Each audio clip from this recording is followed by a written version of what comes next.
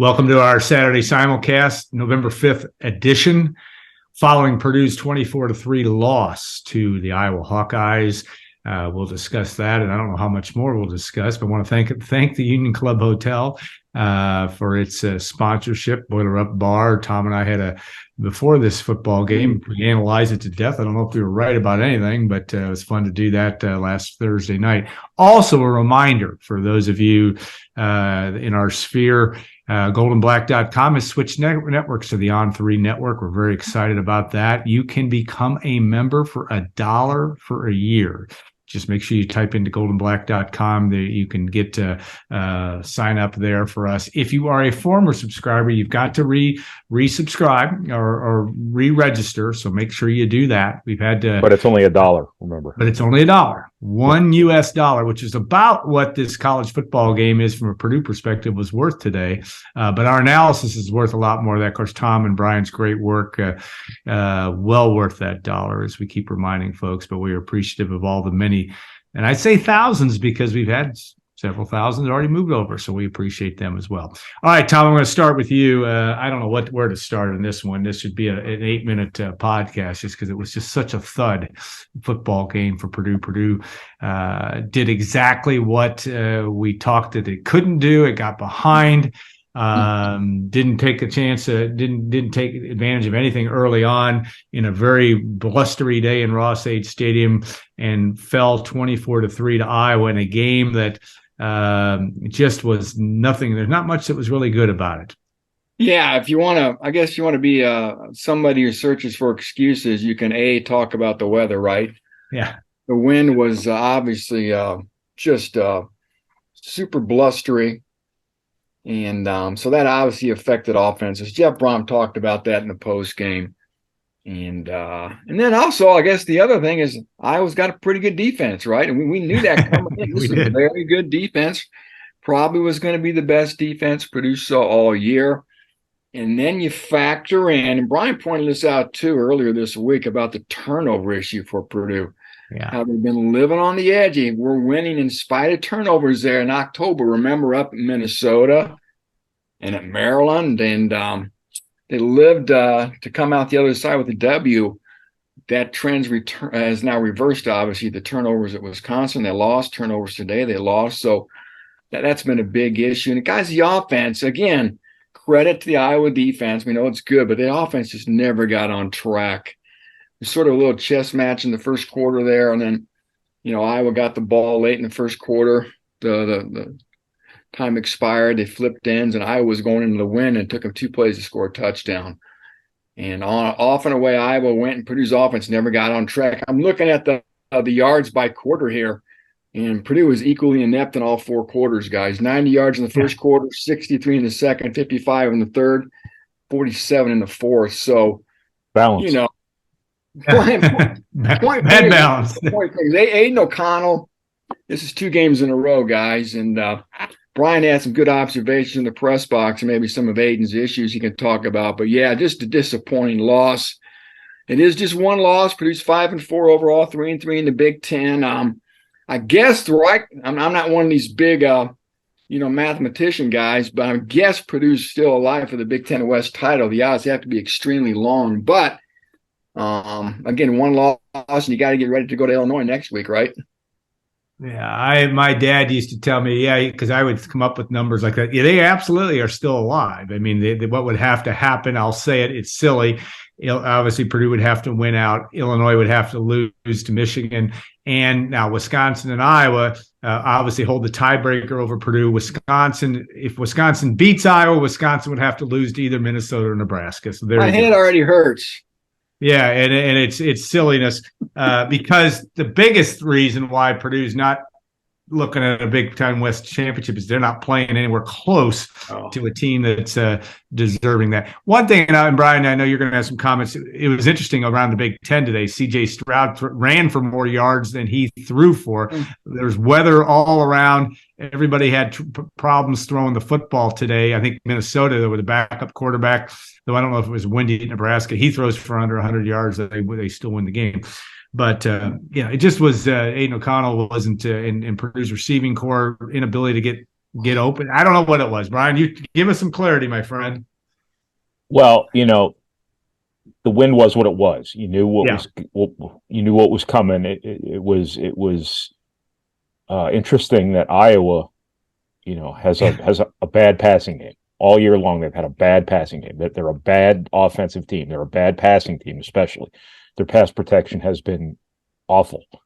Well, they started humming in the passing game as soon as they started going into the wind in the second quarter. It was amazing. So they had it figured out. But no, I think part of the issue here was the reason Purdue's had so much success with Iowa over the years is they've been able to really hit Iowa's defense where it hurts. They make you make those outside shoulder kind of deep throws, and Purdue's had guys who make that play. That one year when Anthony Mongu just randomly turned into Megatron. Yeah. And then David Bell for the last couple of years, they've been able to hit that play and they've been able to make that throw. Today, I don't know if Purdue's got that guy. As good as Charlie Jones has been, he's not that sort of big target down the field with the ability to high point that ball. I think that maybe that's where the win came in a little bit, but Purdue was trying to make the throw, I think, where they've beaten Iowa with to like TJ Sheffield. And it just wasn't clicking. But the bigger issue here is you walked right into Iowa's spider web. You can't turn the ball over. And I can go back and audit all of Aiden O'Connell's interceptions this year. And yeah, there were some that, probably could have been caught or at least gotten a hand on or whatever. But I think this is a season where, last year, I think you had talent around Aiden O'Connell that could make Aiden O'Connell look good more so than he would otherwise. I think this year the script flipped. I think with the turnover at wide receiver and just at the skill positions in general, this had to be a season where Aiden O'Connell as a 6th-year player made the people around him look better than they were. And I just don't know if that's necessarily happening on a consistent basis.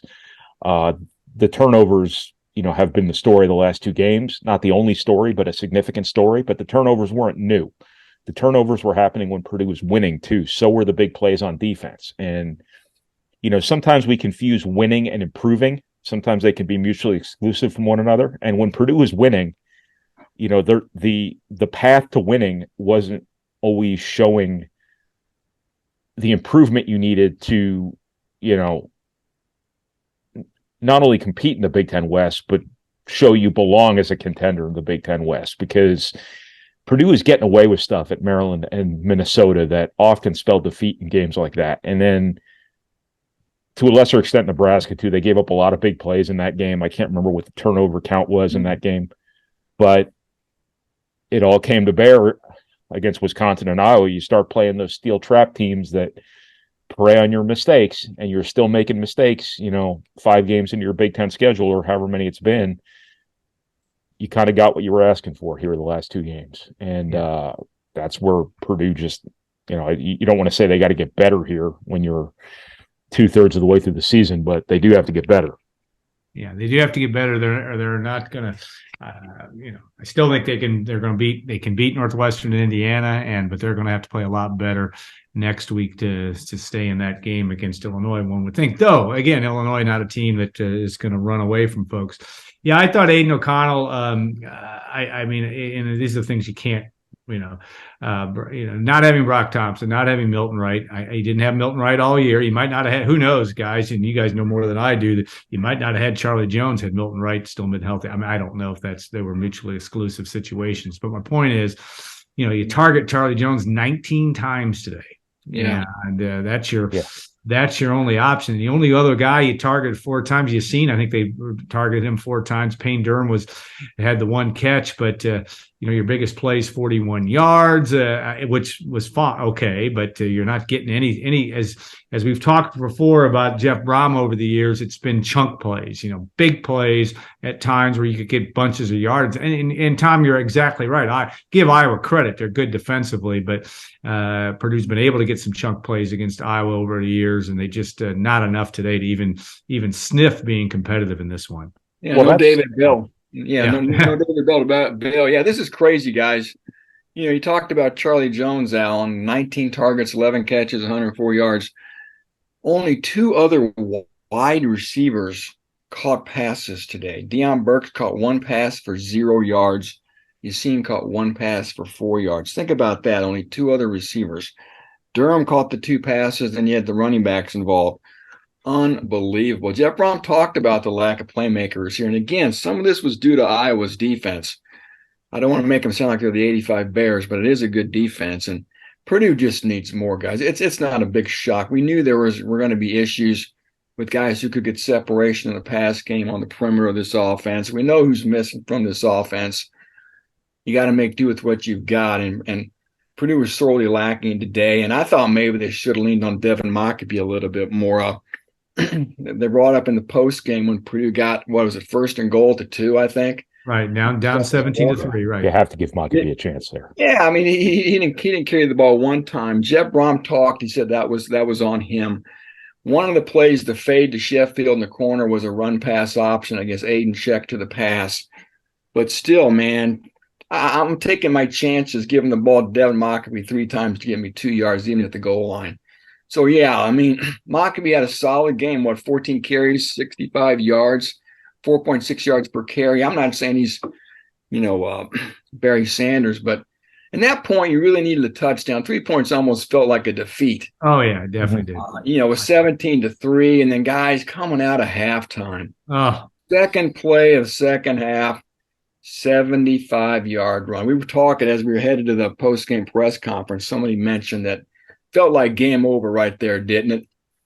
Just a real kick in the gut. And I didn't realize I realized those were the only points in the second half for either team. Yeah, and that's just the way Iowa likes it. Exactly. Build a big lead and then just eat the ball. Sit on, eat the clock. Boil the game down to about 6 minutes of actual football in the second half. And that's what it was. I mean, Iowa did they even have but they had 4 or 5 3-and-outs after that run. I mean, it was pretty astounding what they did. Brian, you were about to say something else. Yeah, no, I was just going to mention the skill position stuff on offense. I don't want to belittle that. I think that, for as up and down as Purdue's been offensively, I think that matters. I think, when we talk about how Charlie Jones gets all the targets, all the catches, well,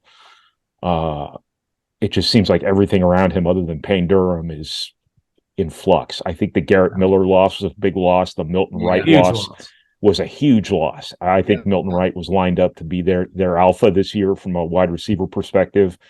Huge loss. But along those lines, it's just that there's just guys coming and going left and right. It's Abdur-Rahman Yassine plays 1 week, doesn't play the next week. Brock Thompson's been out all year. It's been kind of like a constant day-to-day thing with him.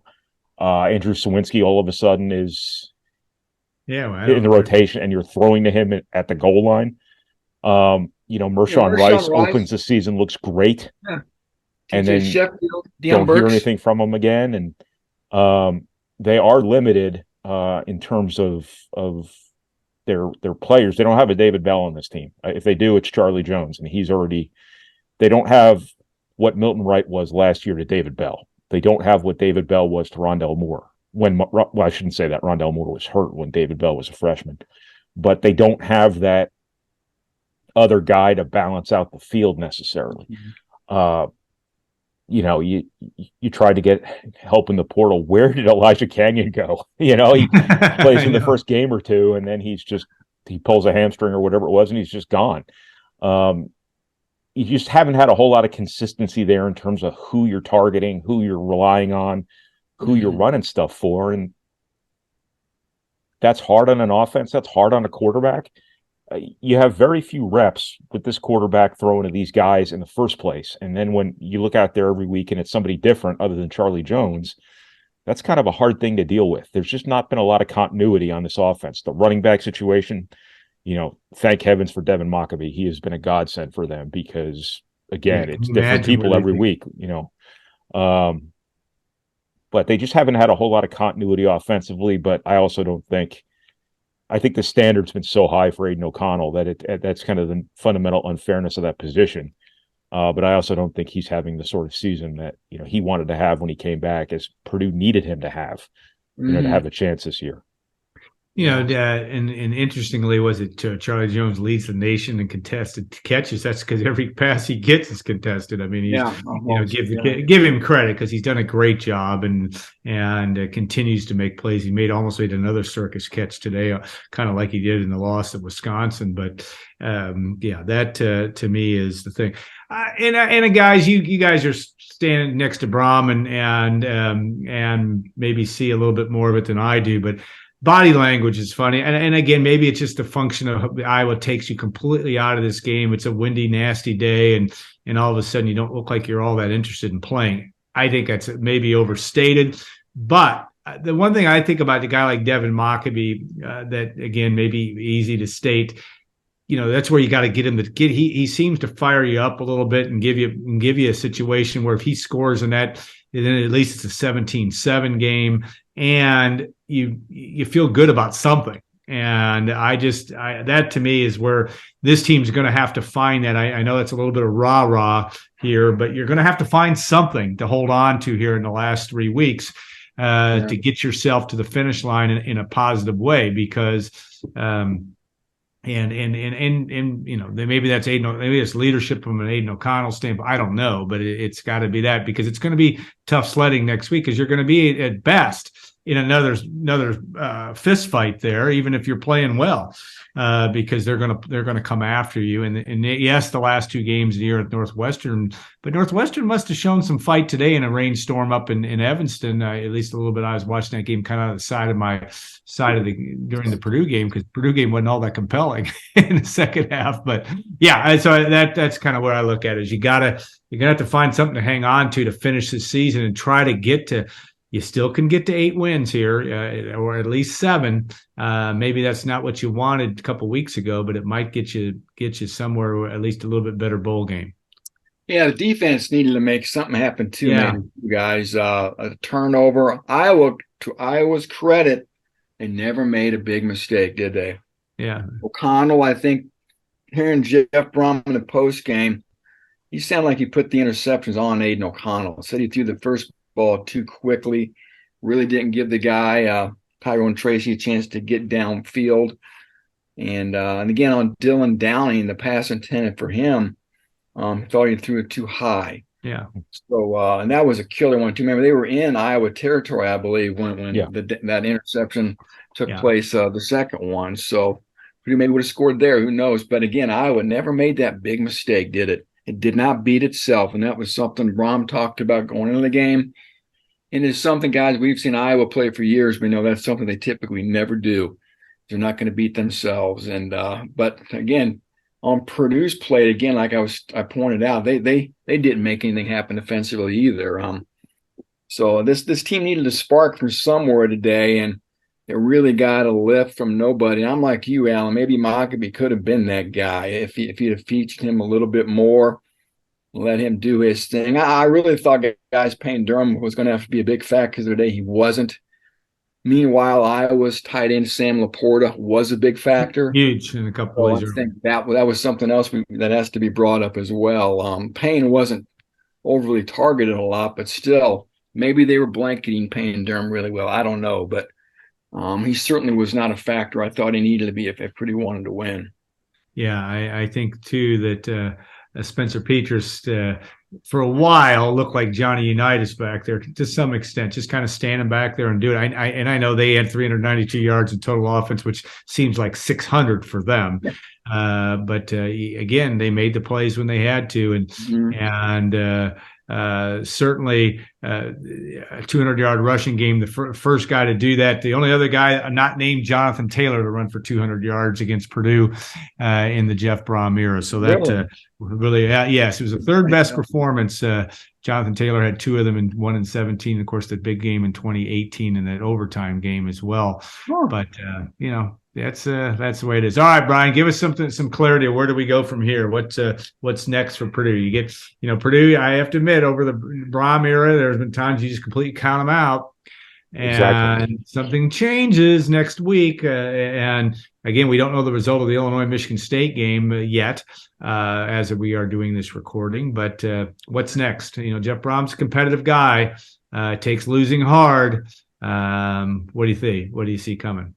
Well, I thought it was interesting that he said that everybody has to understand that we're not as good as we think we are. And the first thing that ran through my mind was, well, what happened at Wisconsin to make everybody think that you're as good as you think you are? And then there was a bye week,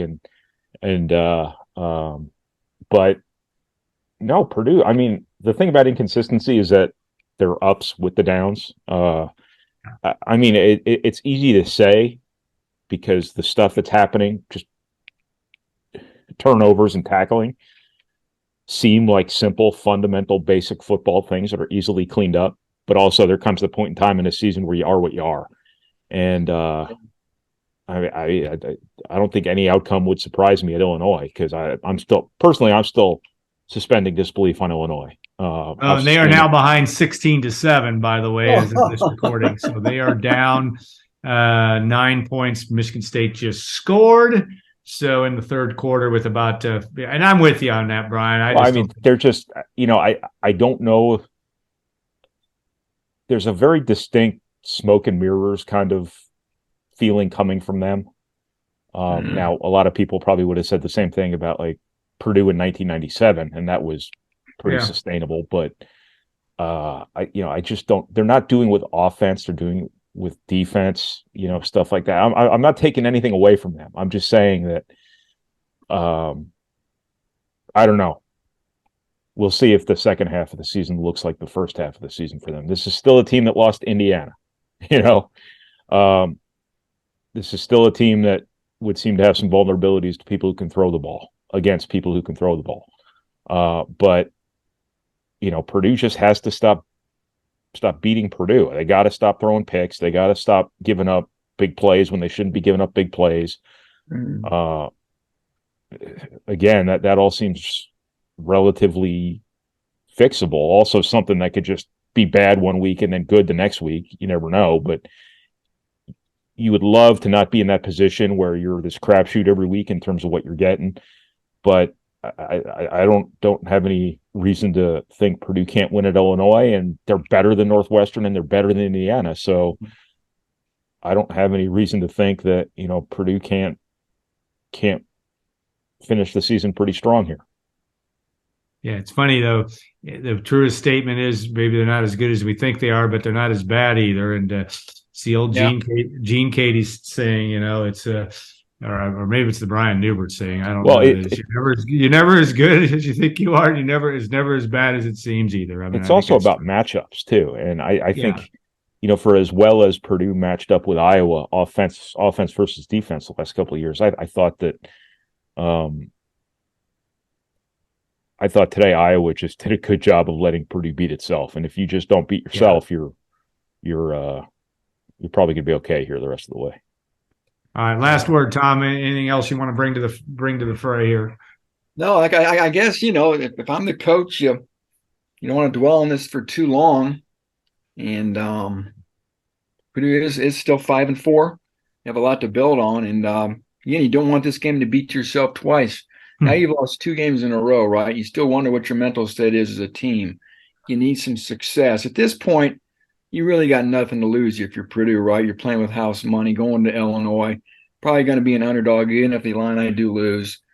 And maybe if there ever was any pressure, that's certainly dissipated at this point. Just have fun and let it rip, because I think Brian pointed out just moments ago, I think at this point you probably are who you are. And I think we do all agree, like Brian said, too, that Illinois, while you do respect their record, probably isn't really as good as it is. So I guess my point being, these last 3 games, it's not exactly a murderer's row. Purdue's going to have a puncher's chance to win them all. And you still would like to think that 6-year senior quarterback is finally going to get back on track at some point here, and maybe help you finish this season on an uptick here. Maybe go 8-4. At the least, right, probably 7-5, which I think back in August, if you said Purdue's going to go 7-5, I think we all would have said, yeah, it sounds about right. Yeah, I mean, if you go 7-5 after losing, 2 NFL draft picks and not having your best receiver slated to come back and having running backs constantly injured all year and having wide receivers coming and going, all that stuff, we keep talking about this in the context of them winning the Big Ten West. When at the start of the season, if you sat here and you said, is this season a success if you don't win the Big Ten West? I don't think any of us would have said no. I mean, there's no shame in winning 7 games at a place where, you are very different from the 9-win team you were last year. I think that is probably something we ought to make mention of here at the end of this scorched earth conversation. Yeah, fair. All right, we'll stop with that, and I think it's all excellent points. All right, guys, thanks so much. We want to thank all of you for getting through the Scorched Earth podcast and Zoomcast. We always enjoy bringing it to you, even in a game that wasn't all that exciting, to say the least, today. We'll be back next week after the Illinois game. Don't know the game time yet, at least as of this recording. We'll know that late Saturday night, early Sunday morning. And we want to thank the Union Club Hotel, too, for its sponsorship of that. And a reminder, for just $1, you can become a member of GoldandBlack.com, now part of the On3 network. We're thrilled to be over there and have got off to a very good start from that standpoint. Appreciate all the folks that have already made the transition there. So have a great week, everybody. And the wind will stop blowing someday. It's going to be a high of 37 next week, Tom Dienhart. You're going to have to bring your galoshes to Champaign. Yeah. That's what I'm saying, like high of 37 for the game next week. So maybe it won't be windy, though, but we'll see. So all right, have a great week, everybody. Thanks so much for watching and listening, and we'll see you next week on our Saturday Simulcast.